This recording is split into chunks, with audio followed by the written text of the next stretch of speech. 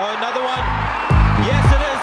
Good. টি-20 বিশ্বকাপের নবম আসর আগামী ২ জুন থেকে শুরু হতে যাচ্ছে।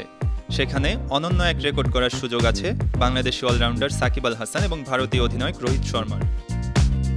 ২০০৭ সালে প্রথম টি-20 বিশ্বকাপ শুরু হয়। ক্রিকেটের সংক্ষিপ্ত সংস্করণে বিশ্বকাপ চালু হওয়ার পর থেকেই প্রতিটি আসর খেলেছেন এবং নবম বিশ্বকাপে স্কোয়াডেও আছেন এমন ক্রিকেটারের সংখ্যা মাত্র ২ জন। একজন টাইগার অলরাউন্ডার সাকিব, অন্যজন ভারতীয় ওপেনার রোহিত। অষ্টম বিশ্বকাপ শেষ করে নবম বিশ্বকাপ খেলতে যাচ্ছেন তারা।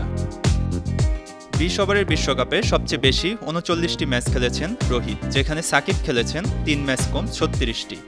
টি-20 বিশ্বকাপ ইতিহাসে এখন পর্যন্ত সাকিবের চেয়ে বেশি উইকেট নেননি আর কোনো বলার।